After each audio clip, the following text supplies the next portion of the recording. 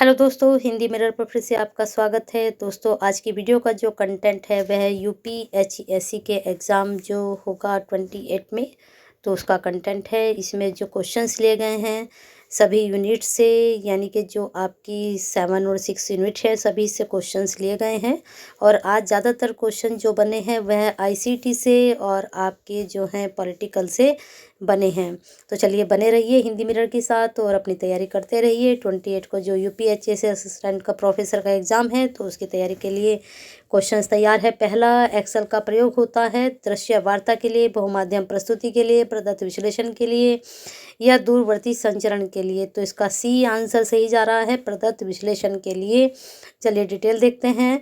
Excel एक Windows आधारित spreadsheet programme है। इसका प्रयोग प्रदत्त विश्लेषण के लिए किया जाता है। इस प्रोग्राम में कार्यस्थल को वर्कशीट कहा जाता है। वर्कशीट अनेक खानों सेल्स में जो है होती है और जो पंक्तियों तथा कॉलम में बटा रहता है। प्रत्येक खाने में सूचना भरी जा सकती है तथा उन्हें एडिट किया जा सकता है तथा फॉर्मेट रूप में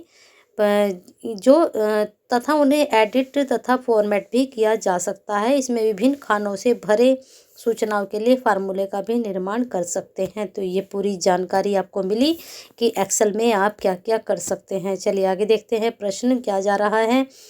भारत छोड़ो आंदोलन किस वर्ष से जुड़ा है?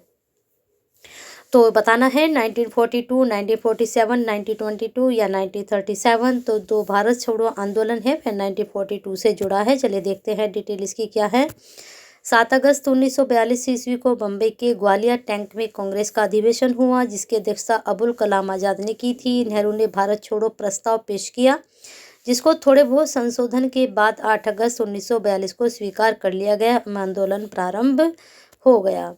इसी आंदोलन में भारत छोड़ो प्रस्ताव के विरोधियों के लिए गांधी जी ने कहा था कि मैं देश की बालू से ही कांग्रेस से भी बड़ा आंदोलन खड़ा कर दूंगा। इसी आंदोलन के लिए ब्रिटिश सरकार ने ऑपरेशन जीरो आवर चलाया था, जिसके तहत कांग्रेस के सभी महत्वपूर्ण नेता गिरफ्तार कर लिए गए थे। तो बहुत ही महत्वपूर्ण जानकारी आपको मिली। चलिए आगे चलते हैं प्रश्न पर। भारतीय संविधान में प्रथम संशोधन हुआ था। ये प्रश्न एक वीडियो में आपको पहले भी करा चुके हैं। तो बताइए जल्दी से आंसर क्या बन रहा है, 1949, 1950 या 1951 या 1952। तो मैंने आपको बताया था कि जो प्रथम संशोधन हुआ वह 1951 में हुआ था। यहाँ पर डिटेल चेक करते हैं। भारतीय संविधान में प्रथम संशोधन 1951 में किया गया, जिसके अंतर्गत निम्न संशोधन हुए थे। चलिए देखते हैं कौन कौन से संशोधन हुए थे। पहला संशोधन हुआ, सामाजिक और आर्थिक तथा पिछड़े वर्गों की उन्नति के लिए विशेष उपबद बनाने हेतु राज्यों की शक्ति प्रदान की गई। कानून की रक्षा के लिए संपत्ति अधिग्रहण आदि की व्यवस्था। भूमि सुधार में न्यायिक समीक्षा से जुड़े अन्य कानूनों को 9वीं सूची में स्थान मिला। विचार एवं अभिव्यक्ति की स्वतंत्रता पर 3 और प्रमुख कारणों से प्रतिबंध की कवायद, जैसे लोकादेश, विदेशी राज्यों के साथ दोस्ताना संबंध, किसी अपराध के लिए भड़काना। तो इस तरह की विचार अभिव्यक्ति स्वतंत्रता पर यह कारण प्रतिबंध लगाया गया था। तो इस तरह से ये पूरी जानकारी आपको मिली कि प्रथम संशोधन कब हुआ और कौन कौन से इसमें संशोधन हुए। चलिए नेक्स्ट क्वेश्चन देखते हैं। पेडागोजी किससे जुड़ा हुआ है? प्रयोगशाला, व्यायामशाला, पुस्तकालय, पठन पाठन। तो आपका बहुत इजी प्रश्न है, ये तो सभी को पता है कि पेडागोजी जो है किससे जुड़ा हुआ है हमारा। अब इसे बताना है आईसीटी का क्या अर्थ है, कंप्यूटर, केबल या फिर संचार या उपरोक्त में से कोई नहीं। तो आप सभी को पता है कि आईसीटी का मतलब आपका ये कंप्यूटर संचार से संबंधित होता है। चलिए आगे चलते हैं। मैन का क्या अर्थ है? Mumbai area network, mega area network, metropolitan area network, Madras area network. तो बिल्कुल आपने सही पहचाना है, मेट्रोपॉलिटन एरिया नेटवर्क। चलिए नेक्स्ट क्वेश्चन पर चलते हैं। भारत में कौन सा राज्य सबसे अधिक कॉफ़ी का उत्पादन करता है? कर्नाटक, केरल, असम या अरुणाचल प्रदेश। तो सबसे ज़्यादा जो कॉफ़ी होती है वह कर्नाटक में होती है। चलिए डिटेल देख लेते हैं। डिटेल इसकी नहीं है, लेकिन आपको प्रश्न का आंसर पता चल चुका है। चलिए अगला प्रश्न देखते हैं। अगला प्रश्न है, वह चर जिसका हम औसतांक, माध्य तथा मानक विचलन निकाल सकते हैं वह निम्नलिखित में से किस मापनी द्वारा नापे जाते हैं? ध्यान से सुन लीजिए प्रश्न को। वह चर जिसका हम औसतांक यानी कि माध्य तथा मानक विचलन निकाल सकते हैं वह किस मापनी के द्वारा हम मापते हैं? नामित मापनी, क्रमिक मापनी या फिर अंतराल मापनी या फिर अनुपातिक मापनी। तो जो औसतांक, माध्य और मानक विचलन होता है इसको हम अंतराल मापनी से माप सकते हैं या नाप सकते हैं। यहाँ पर इसकी डिटेल है, चलिए देखते हैं। अंतराल मापनी के द्वारा एफ टेस्ट, औसतांक, माध्य, मानक विचलन, पियर्सन, आरटी परीक्षण आदि के द्वारा मान निकाला जा सकता है, परंतु परिवर्तनशीलता के गुणांक का प्रयोग अवर्जित माना जाता है। नामित मापन में प्रमुख सांख्यिकीय प्रक्रियाओं जैसे कि बारंबारता, प्रतिशत, अनुपात, बहुलक, असंगत गुणक का माप सुविधापूर्वक किया जाता है। क्रमिक मापन से प्राप्त आंकड़ों का विश्लेषण करने के लिए माध्यमिका, शततमक, कोटि, अंतर संबंध आदि का माप किया जाता है। बहुत अच्छी जानकारी, जरूर नोट डाउन करें, बन सकता है प्रश्न एग्जाम में। नेक्स्ट क्वेश्चन, निम्नलिखित में से कौन सा वक्तव्य सही नहीं है? ईमेल इलेक्ट्रॉनिक मेल को संदर्भित करता है, www वर्ल्ड वाइड वेब को संदर्भित करता है, CPU कंट्रोल प्रोसेसिंग यूनिट को संदर्भित करता है या फिर ALU अर्थमेटिक लॉजिक यूनिट को संदर्भित करता है। तो ईमेल इलेक्ट्रॉनिक मेल है, www वर्ल्ड वाइड वेब है, सभी को पता है, ALU अर्थमेटिक लॉजिक यूनिट है, लेकिन CPU कंट्रोल प्रोसेसिंग यूनिट नहीं है। यहाँ पर ये कंट्रोल सही नहीं है। चलिए देखते हैं क्या आएगा यहाँ पर। यहाँ पर आएगा आपका ईमेल का तो पता ही चल गया आपको, लेकिन W का भी पता चल गया। थोड़ा सा जान लेते हैं इसके बारे में। इसे इंटरनेट मेल भी कहा जाता है ईमेल के। इसके द्वारा कोई व्यक्ति इंटरनेट पर दूसरे व्यक्ति को संदेश भेज सकता है। तो और भी जानकारी मिली आपको यहाँ पर। अब www देखे हैं, इसका पूर्ण वर्ग तो सभी को पता है। इसका विकास टीम बर्नर्स ली ने 1989 में किया था। यह एक प्रकार का डाटाबेस है जिसकी सहायता से इंटरनेट पर सूचनाएं प्राप्त की जा सकती हैं। ALU क्या है? पूर्ण, ये आपको पता ही है, यह CPU का ही एक घटक है। CPU का पूर्ण नाम हमें बताना है तो सेंट्रल प्रोसेसिंग यूनिट है। यह control unit, arithmetic logic unit, प्राथमिक मेमोरी से मिलकर बना होता है। इसे कंप्यूटर का मस्तिष्क या हृदय भी कहा जाता है। तो ये प्रश्न की बहुत अच्छी जानकारी यहाँ पर को मिली यहाँ पर। और यहाँ पर इसका नाम था control unit, arithmetic logic unit, तो इसका पूर्ण नाम सेंट्रल प्रोसेसिंग यूनिट है। लेकिन यहाँ पर ऑप्शन में क्या है? कंट्रोल प्रोसेसिंग यूनिट, और वैसे क्या है इसका? Central processing unit. चलिए नेक्स्ट क्वेश्चन देखते हैं। प्रायद्वीप भारत का सबसे दक्षिणी बिंदु कन्याकुमारी स्थित है। कहाँ? कर्क रेखा के उत्तर में, भूमध्य रेखा के दक्षिण में, मध्य रेखा के दक्षिण में, भूमध्य रेखा के उत्तर में। तो प्रश्न का आप सोच लीजिए क्या आंसर लगा रहे हैं। अगर आप लगा रहे हैं डी तो बिल्कुल सही, भूमध्य रेखा के उत्तर में, तो बिल्कुल देख लीजिए। कन्याकुमारी तमिलनाडु भारत की मुख्य भूमि का दक्षिणतम जिला तथा बिंदु है। यह भूमध्य रेखा के उत्तर में तथा कर्क रेखा के दक्षिण में स्थित है। यहाँ अरब सागर, बंगाल की खाड़ी, हिंद महासागर का संगम होता है।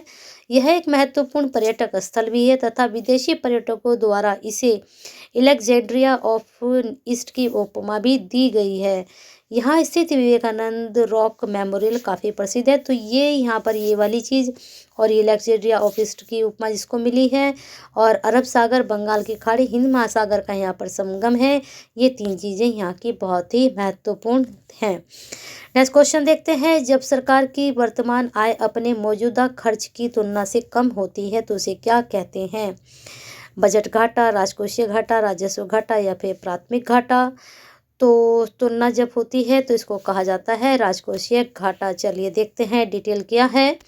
यदि सरकार की कुल प्राप्ति यानी कि जो कुल आपको सरकार को मिली है राजस्व या पूंजी प्राप्ति जिससे हुई है, कुल व्यय, राजस्व या पूंजी व्यय का संतुलन नकारात्मक हो तो यह राजकीय घाटे को दर्शाता है। अर्थात सरकार अपने आय से अधिक व्यय कर रही है, यानी कि आय कम है और वह व्यय ज़्यादा कर रही है, तो उसको क्या कहा जाएगा? राजकोषीय घाटा।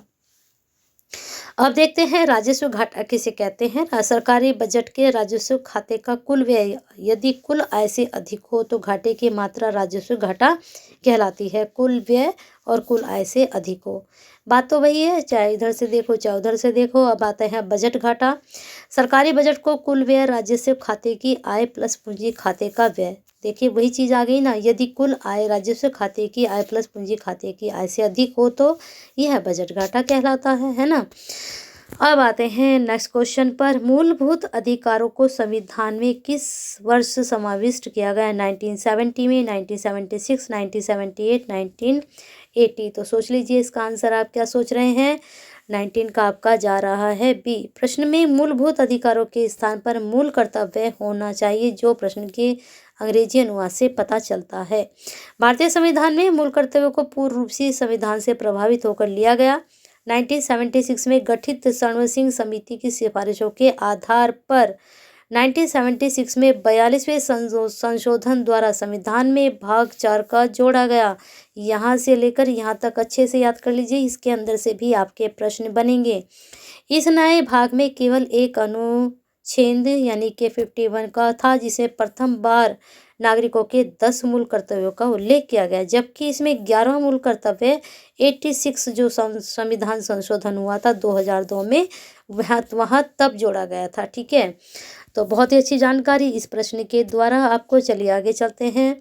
गुजरात राज्य की पहली मुख्यमंत्री कौन बनी? उमा भारती, ममता बनर्जी, आनंदीबेन पटेल या फिर वसुंधरा राजे? तो गुजरात की जो पहली मुख्यमंत्री बनी थी वह थी आनंदीबेन पटेल। चलिए देखते हैं प्रश्न का डिटेल। मई 2014 में आनंदीबेन पटेल गुजरात की 15वीं मुख्यमंत्री तथा इस प्रदेश की प्रथम महिला मुख्यमंत्री बनी थी। प्रश्न इंपॉर्टेंट है, बन सकता है एग्जाम में। Next question. जब जनसंख्या की प्रकृति जिसमें नमूने लिए जाते हैं सामान्य नहीं कही जाती, आंकड़े विश्लेषित किए जा सकते हैं पैरामीट्रिक सांख्यिकी द्वारा, नॉन पैरामीट्रिक सांख्यिकी द्वारा, वर्णनात्मक सांख्यिकी द्वारा या फिर आधारभूत सांख्यिकी के द्वारा। तो इसका आंसर अगर आप सोच रहे हैं नॉन पैरामीट्रिक सांख्यिकी के द्वारा तो बिल्कुल सही है। चलिए नेक्स्ट क्वेश्चन पर चलते हैं। यहाँ इसके डिटेल है, इसके डिटेल देख लीजिए। जब संख्या की प्रकृति जिसमें नमूने लिए जाते हैं सामान्य नहीं कही जाती, तो इस प्रकार के आंकड़े नॉन पैरामीट्रिक सांख्यिकी द्वारा विश्लेषित किए जा सकते हैं। नॉन पैरामीट्रिक सांख्यिकी में जनसंख्या जिससे कि प्रतिदर्श लिया जाता है के बारे में कोई विशेष शर्त नहीं रखी जाती है, तो इसे वितरण मुक्त सांख्यिकी भी कहा जाता है। तो प्रश्न का आंसर बहुत अच्छा था और प्रश्न भी अच्छा था, जरूर पढ़िए। या नेट के एग्जाम जिनका होना है तो वहाँ भी आपके काम आएगा। साइट का क्या अर्थ है? System for international technology and engineering, satellite instructional television experiment, south Indian trade institute या फिर state institute of technology and engineering.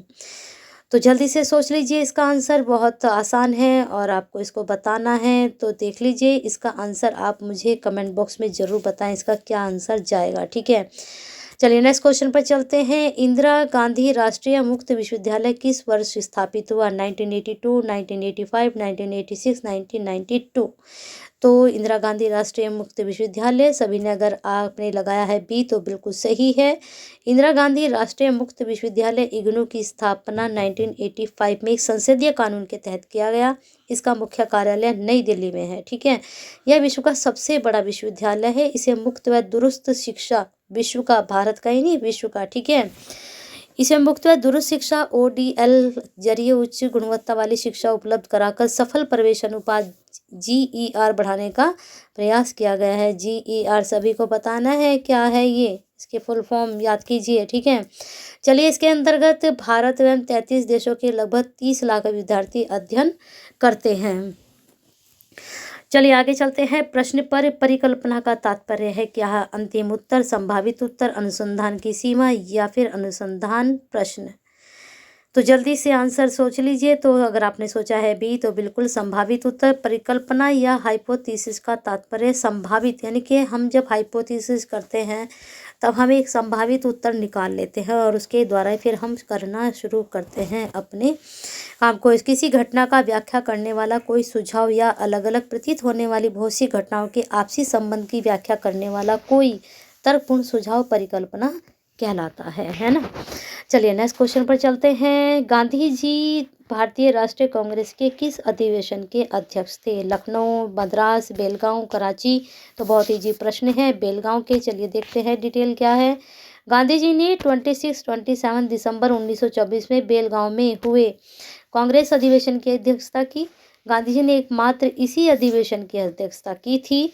वर्ष 1916 में हुए लखनऊ अधिवेशन की अध्यक्षता अंबिका चरण मजूमदार ने की थी।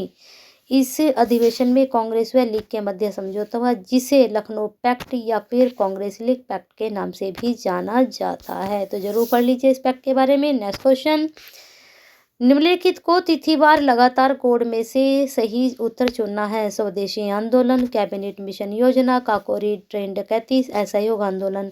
तो लगा लीजिए इनको सीक्वेंस से ठीक से कैसे आपका बन रहा है। अगर आप लगा रहे हैं पहला स्वदेशी आंदोलन तो बिल्कुल सही, फिर असहयोग आंदोलन, फिर आपका काकोरी ट्रेन डकैती, फिर लास्ट में आपका कैबिनेट मिशन योजना, ये आपका बिल्कुल सही है। यहाँ पर इसके सन भी दिए गए हैं, इसको आप चेक कर सकते हैं। नेक्स्ट क्वेश्चन, कोठारी मिशन किससे संबंधित है? केंद्र व राज्य संबंध से, वित्त से, शिक्षा से, उपरोक्त में से कोई नहीं। सभी को पता है कोठारी कमीशन जो है वह शिक्षा से संबंधित है और इसमें से क्वेश्चंस बनते हैं। तो ये डिटेल यहाँ पर इसकी ठीक है, डिटेल सारी है, इसको अच्छे से पढ़ लीजिए, या तो स्क्रीनशॉट ले लें या फिर इसको पढ़िए, क्योंकि यहाँ से इस वाली जो डिटेल मैंने आपको दी है यहाँ से प्रश्न आपका 100% बन सकता है। नेक्स्ट क्वेश्चन, विश्वविद्यालय अनुदान आयोग का मुख्यालय कहाँ पर है? अच्छा प्रश्न है और बहुत ईजी भी है, हम ईजी समझ के छोड़ देते हैं, लेकिन यहीं हम पर भूल जाते हैं कहाँ है क्या नहीं कहीं है। कालीकट, कोलकाता, नई दिल्ली या फिर चेन्नई। तो सभी को पता है विश्वविद्यालय अनुदान आयोग का मुख्यालय कहाँ पर है? नई दिल्ली में। चलिए आगे चलते हैं। मौजिला किसे कहते हैं? एक operating system, library software, web browser, एक सर्च इंजन। तो मौजिला क्या है? वेब ब्राउजर है, ठीक है। ऑपरेटिंग सिस्टम नहीं है, लाइब्रेरी नहीं है, एक सर्च इंजन नहीं है, यह एक क्या है?